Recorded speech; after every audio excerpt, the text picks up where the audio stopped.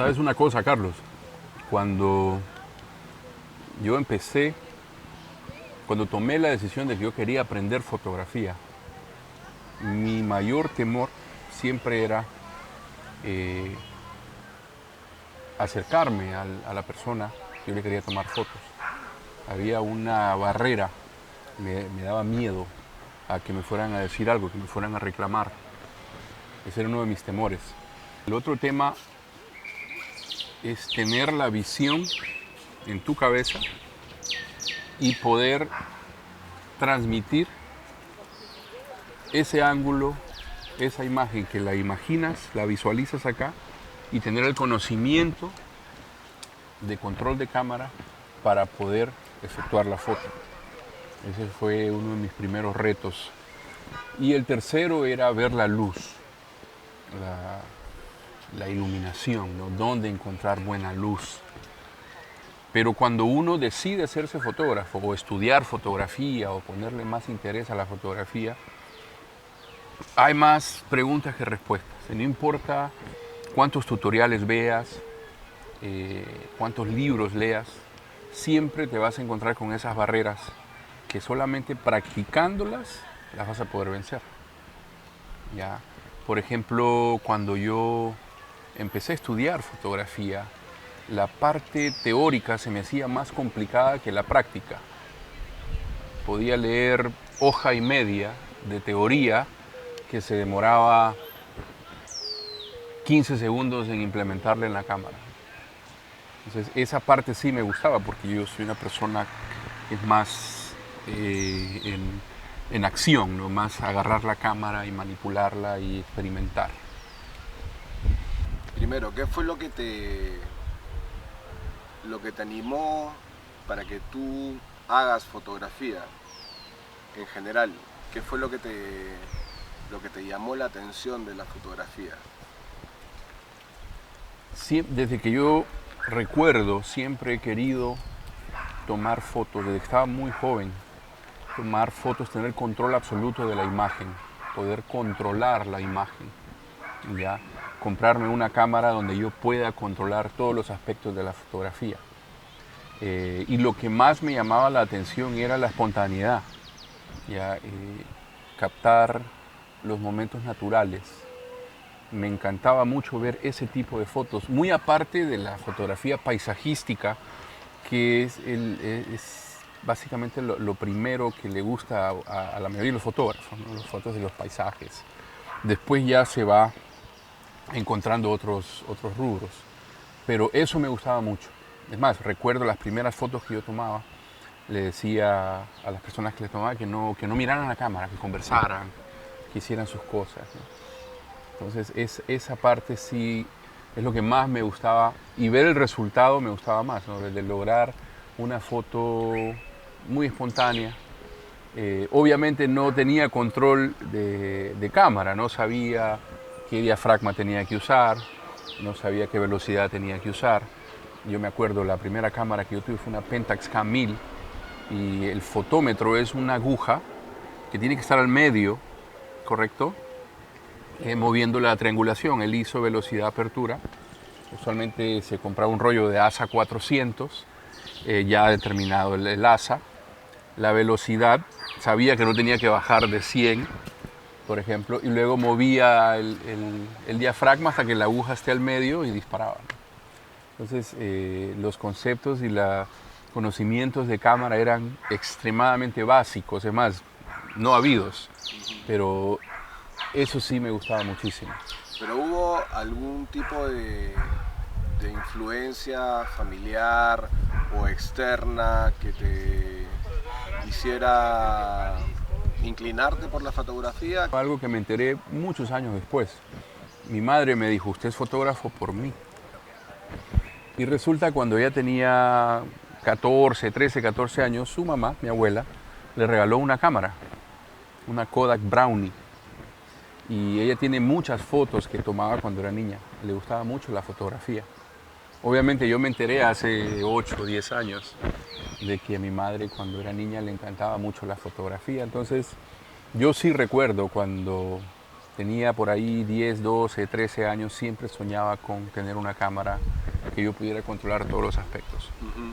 Sí, me acuerdo muy bien. Recuerdo que cuando te conocí y empecé a aprender algunas cosas de ti, de fotografía, te comenté que lo primero que yo descubrí que más me iba a costar era el hacerme parte del momento, el, el hacer empatía con las personas que estaba fotografiando. Y tú comentabas que a ti también era algo que te había costado en un principio. ¿Cómo fue ese proceso para ti? Bueno, ese es un proceso que todo el mundo pasa por él. Uno, por la inseguridad que tienes de no poder controlar todos los aspectos de la fotografía, ¿no? El control de la cámara, que es, al comienzo es un punto en contra, ¿no? Yo me atrevería a decir que la mayoría, si no todas las personas, los fotógrafos de sociales pasan por esa fase, en donde enfrentar al cliente para tomarle una foto es temeroso. No sé por qué sucede, porque yo antes de hacerme fotógrafo yo estaba en ventas. Yo me podía acercar a un cliente, venderle un artículo, etcétera, etcétera. O sea, no era una persona tímida. Más sin embargo, para fotografiarlo, poner mi cámara frente de ellos, sí me daba mucho miedo y me duró muchos meses, a muchas bodas me duró eso. Por suerte, estas bodas yo las estaba haciendo con mi mentor. O sea, no eran mis proyectos de por sí. Pero fue un proceso que se demoró unos meses en resolverse y fue un proceso que yo tuve que estar consciente que tenía que vencerlo para poder ser fotógrafo de sociales. Es más, no sé si tú recuerdas, no voy a mencionar el nombre, pero cuando yo recién llegué acá, uno de los fotógrafos que capacitamos no logró vencer esa barrera. Era una persona muy tímida. Le daba miedo afrontar al cliente y dijo que eso no era para él. ¿Ya? Y se retiró y ahora hace otro tipo de fotografía, ¿no? Entonces, hay personas que no lo logran vencer. Que superas ese primer temor de acercarte a la gente y logras tener más empatía y logras involucrarte más. ¿Cómo es la experiencia? ¿Cómo cambia la experiencia? Las imágenes mejoran, ya, ya puedo conceptualizar algo, ya me atrevo a pedir algo, ¿no? Poner a la persona al lado de una ventana para hacer un retrato. Ya me siento más apoderado y se siente mucho mejor. Es un paso bien grande que uno da. Y te concentras en lo siguiente, ¿no? Que es seguir controlando tu cámara, que es el siguiente reto. Saber interpretar qué lente vas a utilizar, qué velocidad vas a utilizar, qué apertura vas a utilizar. Vencer ese obstáculo te ayuda a seguir, más que todo, de la manera que yo veo la fotografía, es ir venciendo barreras. Y el primero, obviamente, si eres fotógrafo de sociales, es eso, es lograr romper esa barrera de socializar con tu sujeto, ¿no? con tus clientes. Y luego seguir perfeccionando el tema del control de cámara. Sí, estoy hablando de control de cámara, todavía no estoy hablando de control de iluminación, si usas flash, si no usas flash, eso ya es una tercera fase, porque ya esa es una parte más creativa. Y primero estás manejando la parte técnica y luego llegas a la parte creativa ya habiendo amaestrado la cámara, ¿no? El triángulo, como se dice, el ISO, velocidad y apertura. Hablando la segunda etapa, digamos, que es el control de cámara, en el mundo de los sociales hay que tener mucho manejo de esto y de una manera muy inmediata, porque las cosas suceden una tras otra y no se detienen y tenemos que estar moviendo constantemente parámetros como la velocidad, el diafragma, etc. Pero también influye los lentes. ¿Qué tipo de lentes son los que utilizas tú y por qué has elegido ese tipo de lentes? Bien, tenemos muchas cosas que seguir hablando. Así que te invito a que caminemos un rato para relajarnos un poco y seguir conversando. Esta conversación que está muy interesante. Vamos, ¿Qué te parece? vamos. ¿Listo? ¿Qué ópticas estás usando tú y por qué has escogido esas? Yo utilizo 3 ópticas principales, el 18, el 23 y el 56. Mi cámara es un formato cropeado APS-C Fuji, y si lo traducimos al formato full frame vendría a ser un 28 milímetros, un 35 milímetros y un 85 milímetros. Esos son los 3 lentes que yo utilizo. La mayoría de las veces utilizo el 23, que vendría siendo un 35 milímetros. No siempre ha sido así. Al comienzo yo utilizaba los lentes zoom, un 16-55, que era un 24-70, y un 70-200, ¿ya? Entonces he venido cambiando la óptica para darle perspectivas diferentes, ángulos diferentes a mis tomas. Para mí es un buen reto utilizar lentes fijos, aparte de que pesan menos. Ahorita, por ejemplo, estoy utilizando mucho el 23 milímetros. Me da una perspectiva que me gusta mucho. Me estoy divirtiendo bastante utilizando ese lente. Antes utilizaba como un lente primario el 70-200, muchísimo, por muchos años.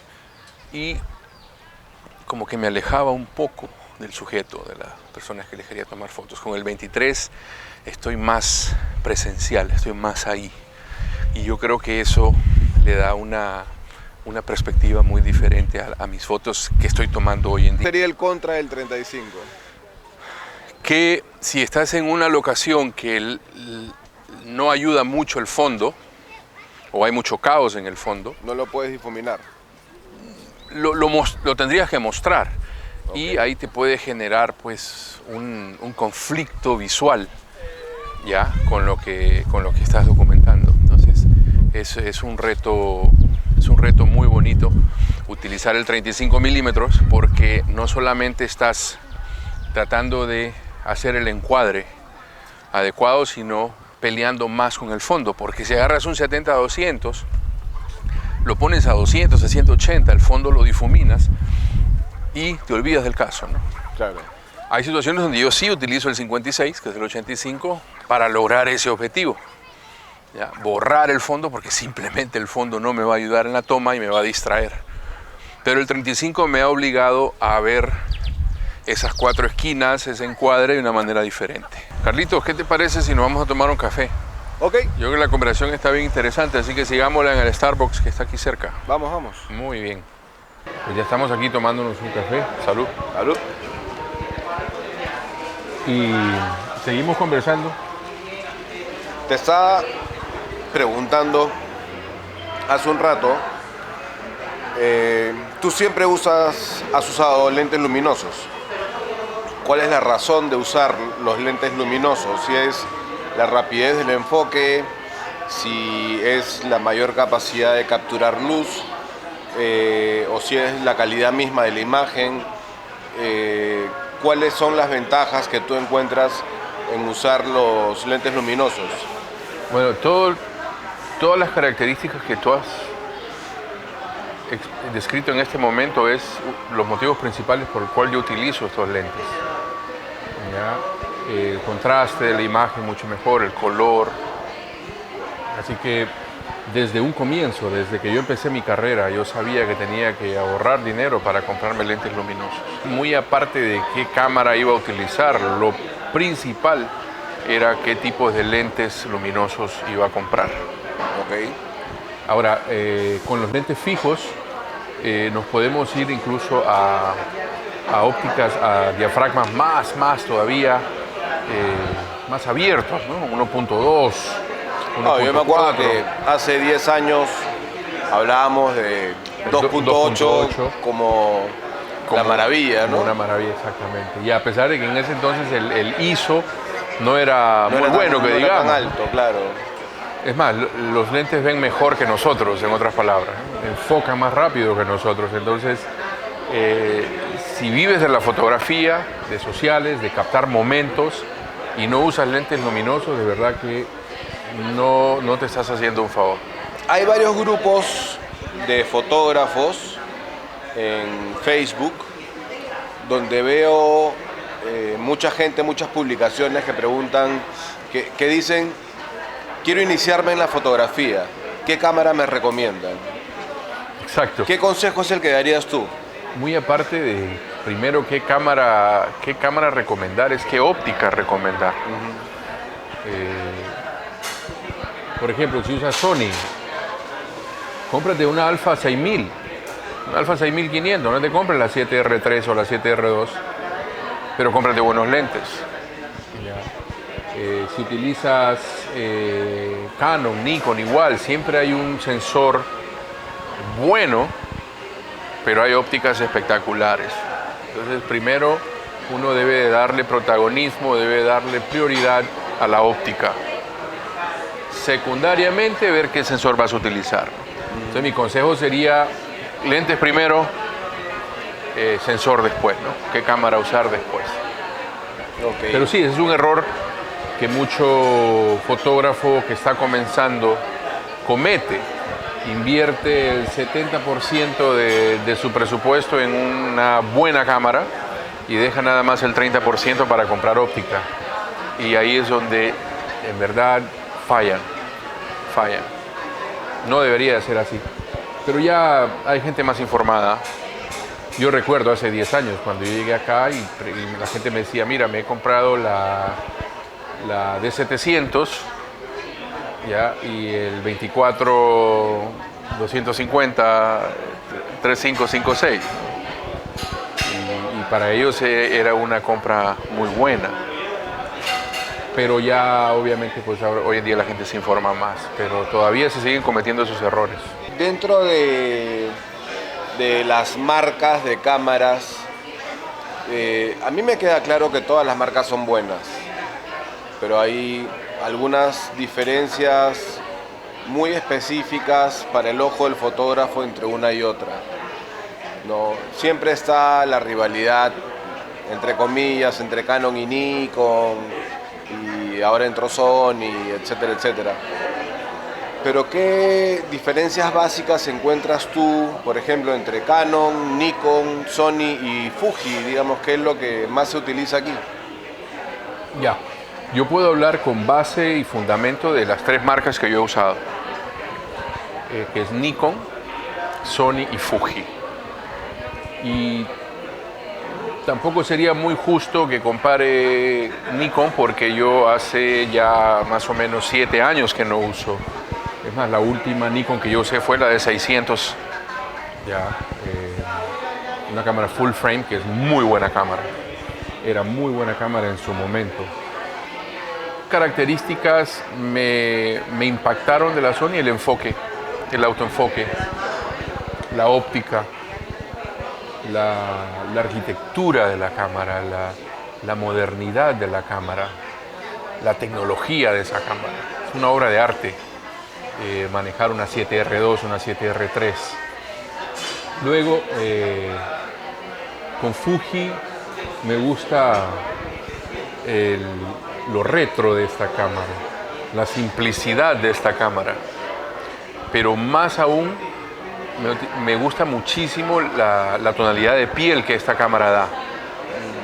¿Ya? Tengo el triángulo de la exposición aquí. Tengo acá la velocidad, tengo el diafragma y acá tengo el ISO. Entonces todo lo controlo acá en exteriores. No tengo que entrar a ningún botón. Y la tonalidad de la piel es lo que más me ha impactado de la Fuji, y el modo retro que me cautiva, porque yo empecé la fotografía hace 20 años pues utilizando cámaras análogas. ¿Tú qué recomendarías para una persona que se está iniciando en la fotografía? Una cámara como Fuji, por ejemplo, donde tienes todos los controles manuales y vas a tener que hacer manualmente el triángulo de exposición, que es lo básico, o una cámara como Sony, en el que le puedes poner un ISO automático porque te acepta un ISO altísimo y de repente lo puedes poner en prioridad de apertura también y sin preocuparte de más. y solamente preocuparte por la creatividad. Para una persona que recién se inicia, ¿qué es mejor? El punto aquí es qué tan técnico eres. Por ejemplo, a mí me gusta mucho la simplicidad de las cámaras. Hay personas que les gusta más el reto tecnológico, ¿no? Entrar a los funcionamientos de la cámara, etcétera, etcétera. Eso les inspira, les ayuda bastante, les motiva, ¿no? Hay gente que no le gustaría algo tan simple, tan ordinario como tener el anillo de diafragma aquí, de apertura, que es algo que se viene haciendo desde el comienzo de la fotografía, de las cámaras de este modelo, ya, que lo ven bien anticuado, lo ven bien old timer, ya, simplemente no les llama la atención, ya, pero un fotógrafo moderno que está acostumbrado a la parte tecnológica y todo, pucha, de verdad se sentiría que está utilizando una máquina, una muy buena máquina utilizando Sony, por ejemplo, versus un fotógrafo como yo, que llevo 20 años en el mercado, que empecé con fotografía análoga, que tengo otro feeling por la fotografía, no sé si me hago entender, ¿no? Okay. Es como escuchar una canción en Spotify o agarrar tu vinilo en el long play, ponerlo y escuchar una sola canción con el ruidito, la estática y todo. Esa es una experiencia que yo personalmente la disfrutaría muchísimo versus una persona en sus 20s que tal vez nunca ha visto un vinilo, ¿no? Yo más que todo lo vería por ese lado, ¿no? Qué feeling, cómo era la fotografía cuando tú empezaste. Yo creo que más o menos por ahí iría. Pero sí, tomas una cámara Sony en la mano y sientes que tienes un tanque, que puedes ir a hacer cualquier tipo de foto y no te da miedo porque la cámara te va a respaldar.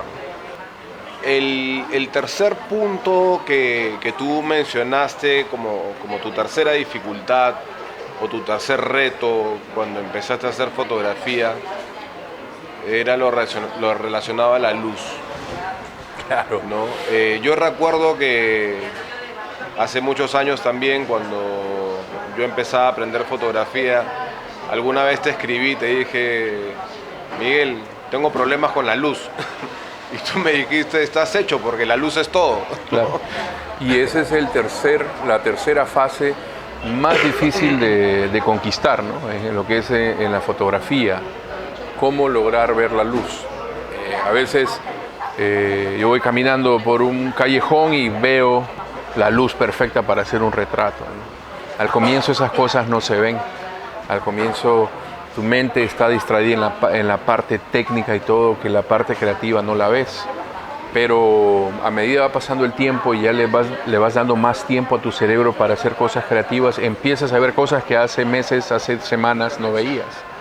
La luz se demora un poco, pero cuando logras ver la luz, pucha, ahí sí ya te sientes que controlas todo y prácticamente la foto que tú te imaginas, la foto que tú la imaginas en tu cerebro, la logras captar. Y ese momento es mágico, ese momento es wow. Sientes como que, ok, ya llegué. Ya.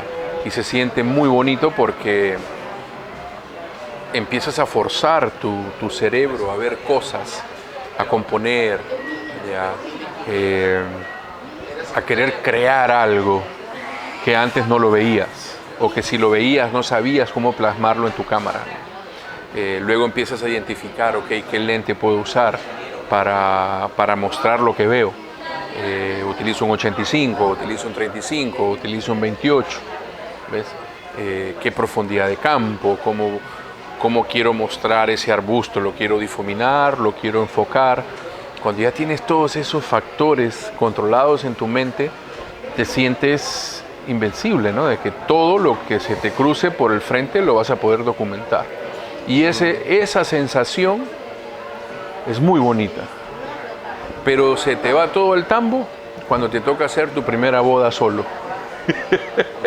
Porque ahí todo lo que has venido practicando y todo, ahora te llega la tensión, la presión de que tú eres el responsable de documentar esa boda y te vuelves un novato como que si ayer empezaste la fotografía. Y ahí empiezas a vencer ese cuarto miedo, ¿no? Que es, pucha, ahora yo soy el responsable de documentar esta boda y tengo que hacerlo bien. Hace 2, 3, 4, 5, 6, ya la séptima boda ya. Ahora sí ya tienes el sartén del mango, como dicen, y ya puedes empezar de nuevo en una zona de confort a hacer bodas, que el plan A es el perfecto, ¿no? El plan A funciona.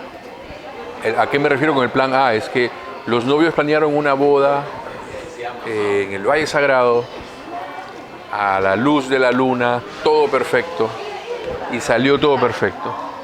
Con la experiencia que tienes, el control que tienes, el control de luz, todo salió perfecto. Luego llegamos a un quinto problema, es cuando las bodas se convierten en el plan B. La misma boda en el Valle Sagrado, la luz de la luna, pero empieza a llover. Y luego agarran esa boda y la ponen adentro de una casa donde la luz ya no es la misma y todo. Y ahí ya tú estás ahora con el otro temor, ¿no? Esto no era lo que yo esperaba, esto no era mi plan A, y poder funcionar en el plan B. Entonces ese es uno de los últimos miedos que logras vencer.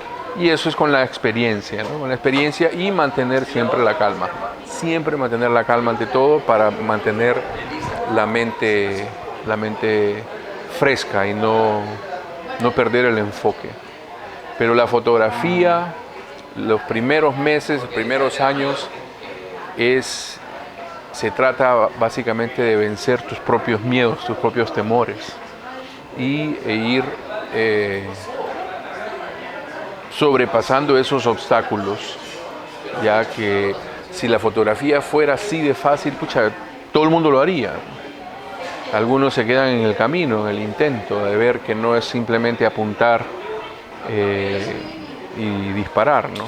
Hay una serie de elementos que uno tiene que ir amaestrando a medida va disparando. Tú hablabas hace un momento de cómo cuando ya tienes controlados ciertos elementos, empiezas a crear y empiezas a convertir en fotografía las ideas que tienes en la mente. Pero en la fotografía de sociales, sobre todo en la fotografía de bodas, casi siempre, por no decir siempre, ocurre lo mismo.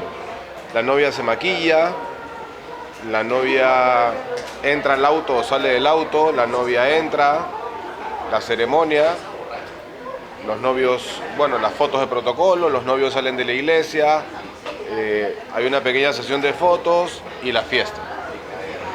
Es muy fácil caer en la tentación de hacer siempre lo mismo cuando lo que estás retratando es siempre lo mismo en cuanto a capítulos, ¿no? Las personas son diferentes, pero es fácil caer en la tentación de hacer las fotos seguras, las fotos clásicas y no romper ese molde. ¿Cómo superar esa tentación? ¿Cómo salir de ese esquema de seguridad? Tú lo has dicho, esa zona de confort, a veces todos somos culpables, ¿no? De llegar y decir, ya pues, ya sé lo que tengo que hacer, ya sé qué esperar, tengo que tomar las fotos al anillo, tengo que tomar las fotos al vestido, la novia maquillándose, la foto de los labios, y ya cumples con tu trabajo, ¿no? Pero cuando tú le das al cliente lo que no espera, ya irte el extra paso, es cuando el cliente en verdad aprecia tu trabajo y lo valora. ¿Ya? Porque si tú te afianzas a un molde, se va a notar. Especialmente hoy en día que nosotros publicamos el 90% de nuestro trabajo, eventualmente todo se va a ver igual. Y los clientes te van a catalogar como un fotógrafo de molde, ¿no? Que hace prácticamente lo mismo en todas las bodas. De la manera que yo veo una boda, es que todas las bodas son diferentes. Todas. No hay ninguna boda igual. Yo he hecho bodas en donde le he tomado fotos a gemelas con 3 meses de diferencia y fue el maquillaje, el peinado en la misma casa, los mismos invitados prácticamente, la misma iglesia, la misma sesión de fotos y todo. Y mi meta era lograr de que, aún siendo los mismos invitados, las mismas locaciones y todo, tener una boda diferente para cada una de las hermanas. ¿Ya? ¿Por qué? Porque la personalidad de las hermanas eran diferentes. ¿Correcto? Entonces, si nosotros vamos con ese molde y lo rompemos y simplemente creamos, observamos, vemos lo que hay, vemos los momentos que en verdad están sucediendo y aprendemos a observar, a escuchar, vamos a crear un producto, una sesión de fotos, una boda única, porque todas las bodas son únicas. Simplemente a veces nosotros nos amoldamos y desde el punto de vista fotográfico la hacemos ver común y corriente o simplemente una boda más. No ir con ese molde es crucial, pero para eso hay una serie de conocimientos que debes de tener. Ser buen observador, controlar tu equipo al 100%, ¿ya? Y darle ese dinamismo a las fotos, ¿no? De cambiar lentes, cambiar óptica, acercarte, alejarte, acción, reacción, etcétera, etcétera. Entonces, sí se puede. Yo trato de hacerlo en cada una de mis bodas. No todos hemos tenido la suerte de poder estar en bodas que no son nuestras y en esas bodas poder cometer nuestros propios errores, ¿no? Hay mucha gente que quiere hacer fotos de sociales, que quiere hacer fotos de bodas, pero no tiene la posibilidad de llegar a una boda porque no lo invitan o porque simplemente no le dan la oportunidad de ir, ¿no? ¿Qué le puedes recomendar a esas personas? Hace 20 años era mucho más complicado porque las únicas referencias que tenías eran los mentores que podías encontrar en tu barrio, ¿no? En tu ciudad. Hace 20 años no existía YouTube. Hace 20 años no había redes sociales donde tú podías obtener información pagada o gratuita. Entonces tenías que básicamente buscar al mentor, buscar a alguien que te pueda enseñar, ir a una universidad, a un colegio de fotografía, etcétera, etcétera. Hoy en día es más fácil. De todas maneras el reto sigue, ¿no? De que un cliente o alguien te vaya a confiar una boda para que hagas tus primeros pasos, ¿no? Sigue siendo difícil encontrar un mentor o una persona que simplemente te diga, ven, bienvenido, bienvenida, juega. Ya sigue siendo difícil. Yo siempre trato de tener la puerta abierta para este tipo de personas porque conmigo lo hicieron. Mi mentor prácticamente me llevó de la mano un par de años y me enseñó todo lo que sabía. Entonces, hoy en día es más fácil y se va a poner más fácil cada vez. Entonces, yo creo que siempre, aquí por ejemplo en Lima hay más talleres, hay más capacitaciones físicas en donde vamos un día completo a un fundo, a una hacienda, a la playa, a tomar fotos y explicamos cómo se hace, ¿no? Entonces, otra cosa que ayuda muchísimo es disparar con la cámara digital en vez de rollo. ¿Ya? Entonces te vas con tu tarjeta, disparas y no tienes la preocupación del costo por cada foto que tomas. Entonces eso también te ayuda a mejorar más rápidamente. Pero sí, el reto siempre va a estar ahí. Cada vez hay más fotógrafos por eso, porque ahora es mucho más fácil la capacitación. Se puede encontrar algunas personas dispuestas a las que les puedes hacer una sesión de enamorados gratis de repente si quieres practicar, ¿no? Es que eso siempre ha estado. Yo recuerdo cuando yo recién comenzaba la fotografía, yo invitaba a mis amigos a tomarles fotos, a hacerles retratos. Era parte de mi entrenamiento. Aparte de que yo, bueno, tuve la suerte de ir a las bodas de mi mentor por 1 año y pico. pero yo trataba de ir a hacer las cosas por mi cuenta, llevarme a una pareja a la playa, tomarle fotos, cometer esos errores con alguien de confianza. Otra de las cosas que hice para lograr entrar al mercado es cobrar menos por un periodo de tiempo, ya, para pagar mi derecho de piso, como se dice. Por ejemplo, yo en Estados Unidos cobraba $80 la hora, cuando un fotógrafo pro, ya, con un nombre y todo, cobraba 350 la hora, ¿me entiendes? Pero yo hice 2, 3, 4 bodas a $80 la hora hasta que eventualmente vi de que sí, tenía control absoluto. Empecé y lo subí a 150 por hora, después a 200 por hora, hasta que en un periodo de año y medio yo ya estaba cobrando lo que quería cobrar. ¿Ya? Entonces es una manera también de tú poder llegar a un cliente y decir, pucha, este fotógrafo tiene un buen producto, no tiene experiencia y me está cobrando poco, pero se ve que sabe lo que está haciendo. Vamos a contratarlo para una preboda, para una posboda, para un civil pequeño, un evento, una boda chica. Entonces yo creo que todavía, incluso hoy, hay mucho más posibilidades de poderte capacitar.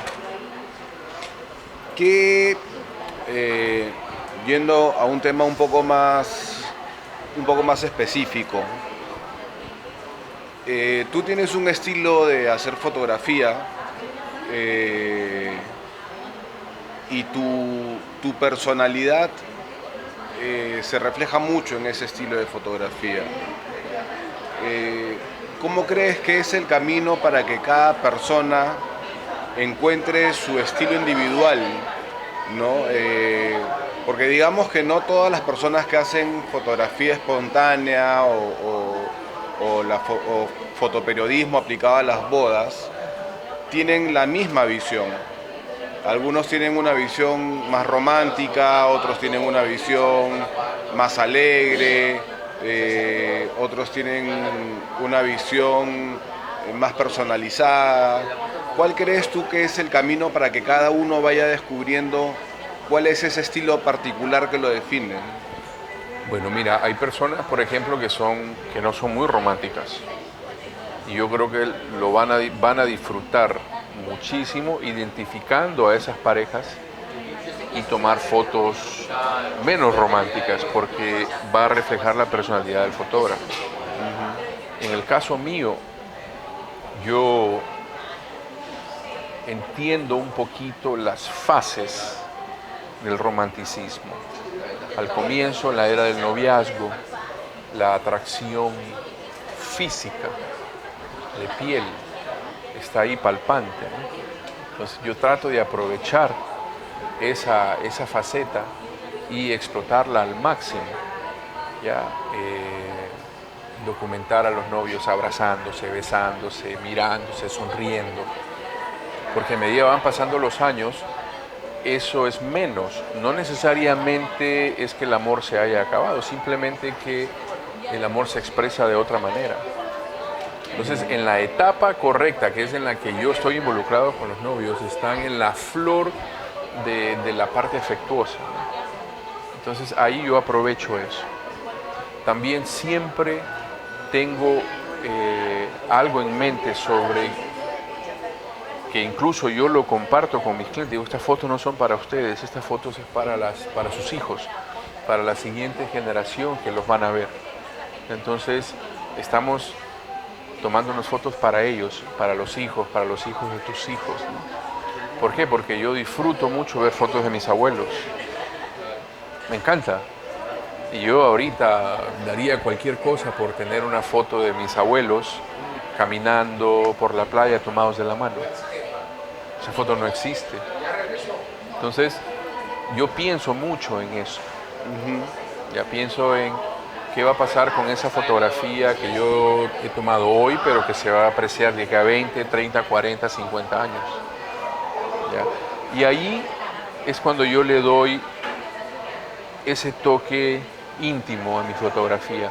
Ahí es donde sale mi personalidad a flor de piel, porque yo trato de tomar la imagen, tomar la foto que a mí me gustaría tener, tanto mía como de mis seres queridos. Entonces, por suerte es muy compatible con mucha gente y la gente se identifica mucho con mi trabajo por eso, ¿no? Porque es una manera de documentar muy personal, muy íntima.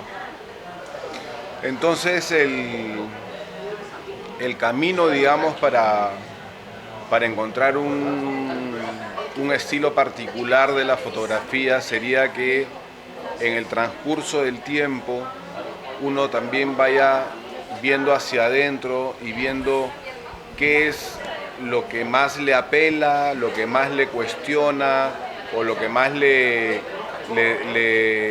despierta interiormente para que desde ahí pueda plasmar eso en una foto. Así es, exactamente. Yo te puedo dar varios ejemplos de mi gran amigo Mario, que estuvo en el 2010, 2011, 2012 en mis talleres, y yo lo veía que él era muy técnico, quería tomar la foto perfecta. Yo le decía, Mario, tú no vas a tener tiempo de hacer eso en una boda. Y eventualmente hace fotografía de productos, no hace fotografía de bodas, ya, porque su manera de ver la imagen era muy técnica, no le iba a dar tiempo de hacer una boda. Ya, entonces,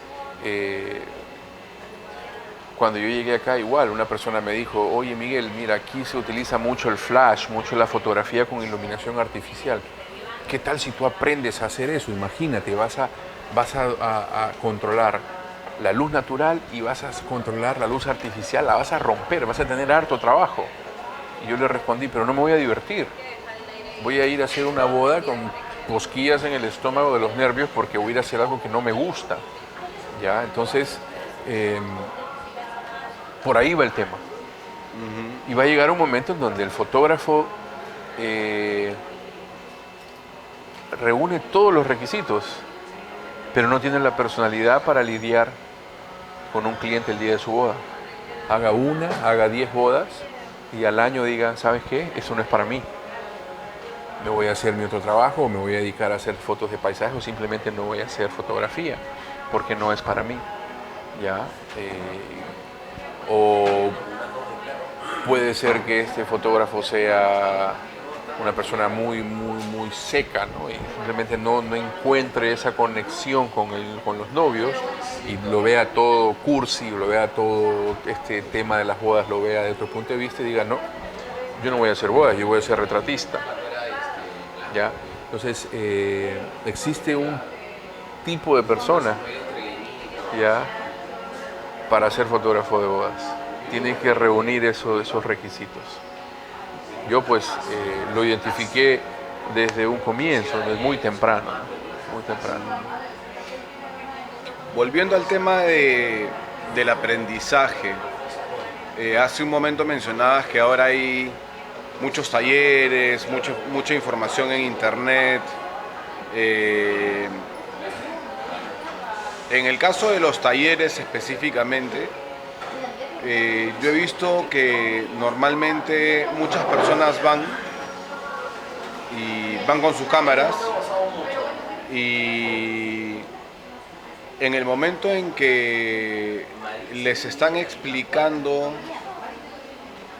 lo que ven para hacer la foto o el cómo se va a hacer la foto, ellos están pendientes de sus cámaras para tratar de copiar cómo se va a hacer esa foto. Yo creo que esa no es la mejor manera de aprender, porque simplemente estás copiando en el momento exacto una foto que otra persona está haciendo, pero no estás introduciendo en ti el concepto del por qué se está haciendo así esa foto. Claro. ¿Qué recomendación le darías tú a las personas que van a tus talleres, por ejemplo, con respecto a eso, ¿no? O sea, menos uso de la cámara, más uso de papel y lápiz, Claro. más atención? Mira, cuando yo voy a un taller, que estoy participando en el taller, no llevo cámara y básicamente soy un oyente que está al lado del instructor. Papel, lápiz en mano, siempre tomando notas y haciendo todas las preguntas que pueda hacer. ¿Ya? Esa es la manera, en mi opinión, más correcta de hacerlo, ¿no? pero también existe las ganas de ir a tomar fotos. Y eso es un hábito que, digamos, los talleres que yo hago son hasta 12 personas y 4 simplemente van a hacer lo mismo que hacen, que han venido haciendo siempre.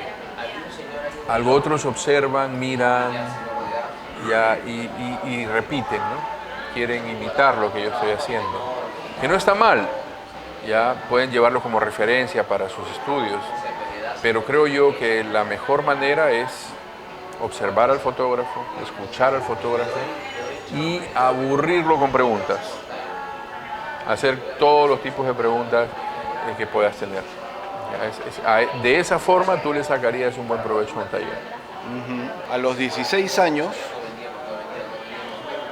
yo quise dedicarme a los temas audiovisuales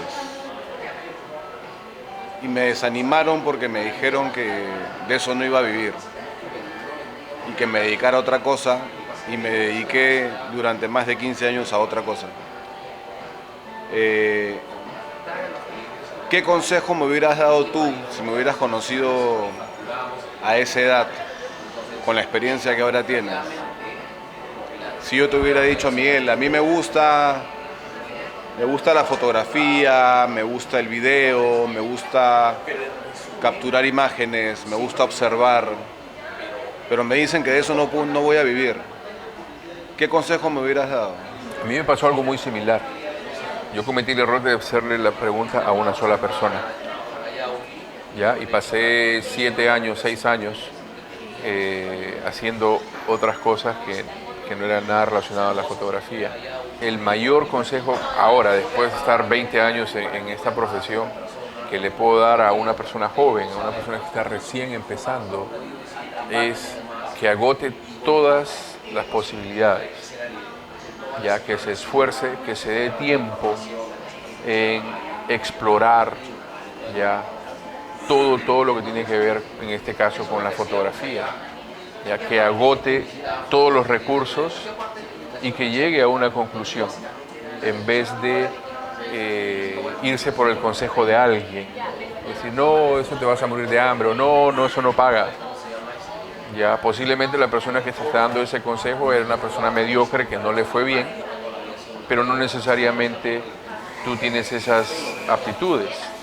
Ya tú eres una persona más proactiva, más creativa, entonces te va a ir bien.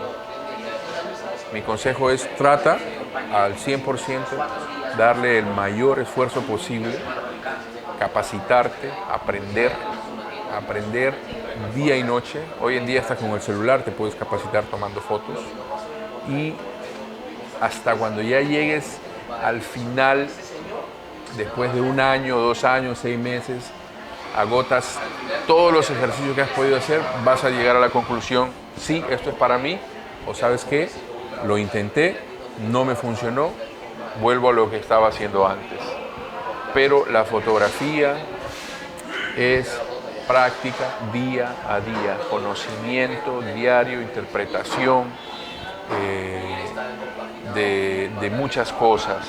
Es más, yo siempre he dicho, el fotógrafo es lo que lee, el fotógrafo es la música que escucha, el fotógrafo es su entorno, con la gente que habla, ya, con la familia que tiene. Todo eso que te toca a ti te hace el fotógrafo que eres. ¿Ya? Entonces es muy importante que le des el tiempo y el espacio necesario para que tú llegues a la conclusión. ¿Cuánto tiempo es ese? 6 meses, 1 año, 2 años. Yo dije cuando empecé la fotografía, yo voy a intentar esto 2 años. Si no me va bien, por lo menos va a haber un miembro de la familia que sabe tomar fotos decentes. ¿Ya? Y al 1 año y medio yo ya veía el potencial en mi trabajo. Bueno, un último consejo para las personas que están empezando, que están con curiosidad por, empezar en el mundo de la fotografía y y quieren discernir un poco este camino? Mira, la fotografía está dividida en dos partes, la parte creativa y la parte técnica.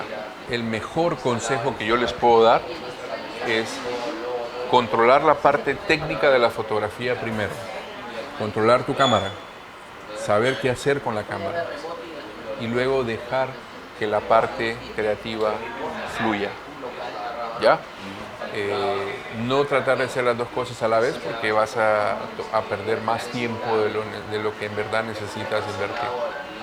Y ser persistentes, creer en ti, creer en tu potencial, ya, como se dice, creértela, ya, mirar mucho cine, pero a la misma vez mirar cine con sentido, interpretar las escenas, interpretar las iluminaciones.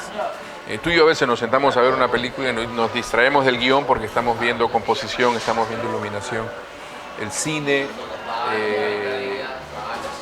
está lleno, rico de tanta información visual, de composición e iluminación que nos ayudaría bastante, ¿no?, a progresar rápidamente. El mayor consejo que les podría dar es amaestrar la parte técnica y luego darle espacio a la parte creativa, ponerte en piloto automático para que tu creatividad fluya. Ese sería mi mayor consejo. Y tomar fotos todos los días, aunque sea con tu celular. Sí, señor. De repente hay alguna persona que no tiene acceso a una cámara de fotos o a una cámara profesional, pero sí le gusta la fotografía y quiere aprender. Ahora tenemos herramientas desde el mismo teléfono, ¿no? Correcto, correcto. La mayoría de los teléfonos tienen un control modo profesional donde puedes controlar cuánta luz entra y cuánta luz sale del sensor. Puedes aprender temas de composición. O sea, en el teléfono, ¿verdad?, puedes adelantar muchísimos meses de conocimiento. Así que el teléfono hoy en día es una manera muy, muy económica de ir avanzando en tu sueño de ser fotógrafo. Es más, ¿y por qué no hacer una boda con tu celular? Muy bien, Miguelito. Creo que esta conversación le va a servir de mucho a muchas personas. Hay todavía mucho por conversar. Así es. Ya nos reuniremos otra vez. Claro. A seguir hablando de estos temas y de otros un poco más específicos para ir adentrando cada vez más en el inmenso mundo de la fotografía y en el maravilloso mundo de la fotografía. Así es. Muchísimas gracias a todos los que han visto esta entrevista.